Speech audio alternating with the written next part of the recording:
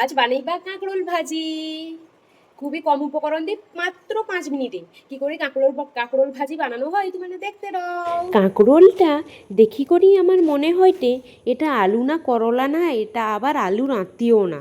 দেখতে এমন যেন আলু আর ডাইনোসরের ডিমের মধ্যে কোনো একটা পারিবারিক ঝামেলা হয়ে করেই সৃষ্টি হয়েছে। কাঁকরোলটা দেখো আমি এখানে লম্বা লম্বা কাটি লিছি, সঙ্গে একটা বড় সাইজের আলু কুচিয়ে দিচ্ছি। নুন হলুদ লঙ্কা গুঁড়া দিয়ে মাখিয়ে রাখিয়ে দিবা 5 মিনিটের জন্য, ব্যাস রেস্টেরও। এবার একটা কড়াই লিছি, কড়াই গরম করিলি পরিমাণ মতো সরিষার তেল দিছি।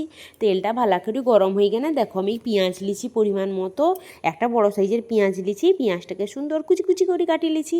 কুচি কুচি করে কাটি করে পেঁয়াজটা সুন্দর ভাজি লিবা, পুরা হালকা করে ভাজবা। আবার খুব বেশি ভাজি দিলে কাঁকরোলের সাথে কি ভাজা হবে, তাই না? পেঁয়াজটাই তো শুধু ভাজা হয়ে যাবে।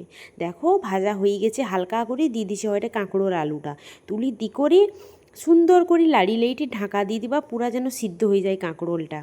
আরে দেখো আমার শিল নোড়া লিলিছি। শিল নোড়ায় কী বাটবা গো, তো সরিষা একটু আমি বেশি করে বাটি রাখি দিই, কারণ আর একটা তরকারিতেও দিবা। সেই জন্য এটাই যতটা পরিমাণ কাঁকরোল ভাজিয়ে যতটা পরিমাণ লিবা আর বাকিটা রয়ে যাবে, সেই জন্য একবারেই সরিষাটা বাটি লইটি আর কি। দেখো আমি সরিষার সাথে 1 চিমটা হলুদ দিয়ে দিছি।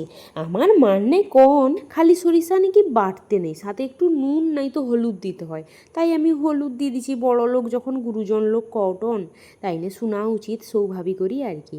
বেশি কথা অবশ্য শুনিনি যদিও গুরুজনের, তাও যতটা মানা যায় আর কি।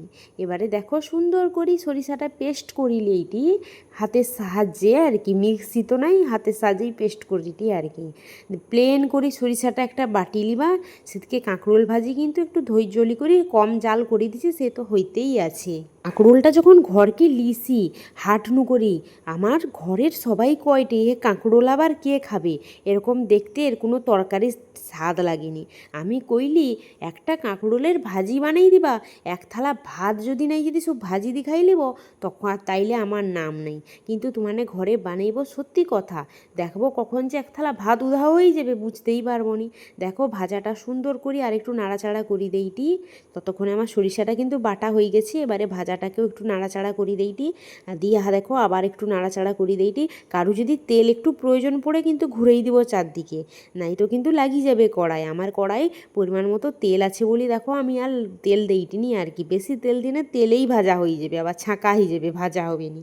হৌ এখন লাড়ি লিছি সুন্দর করি, দেখো লাড়ি লিয়েইটি মাঝখানে আবার লাড়ি লেইটি আবার বন্ধ করে দিইটি। এবারে দিয়ে দিচ্ছে হয়তো 1 চামচ সরিষার পেস্টটা, যে বাটথিলি যে সরিষাটা 1 চামচ দিছি। আবার খুব বেশি দিয়ে দিলে তাইলে তো সরষার চচ্চড়ি হয়ে যাবে, ভাজা হবে নি, সেই জন্য 1 চামচই দিব।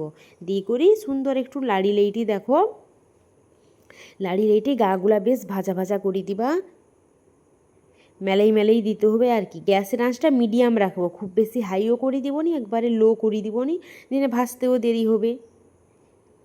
এটা খুবই সহজ উপকরণ দিয়ে, মানে খুবই সহজ, খুব তাড়াতাড়ি রান্না করা যায়।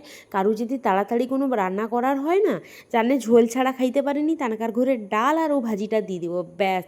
আর কোনো তরকারি নাই দিলেই সোনামুখ করে খাই লিবন আর কি।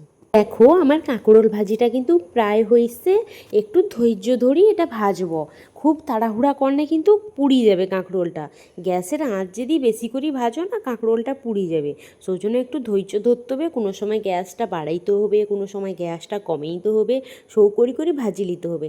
দেখো ভাজিটা আমার প্রায় কমপ্লিট হয়ে আসছে। বাবা কি দারুণ গন্ধ বাড়াইছে গো, পাড়ার লোক ভাবে রে আজ নিশ্চয়ই আমার ঘরে বিরিয়ানি হয় রে।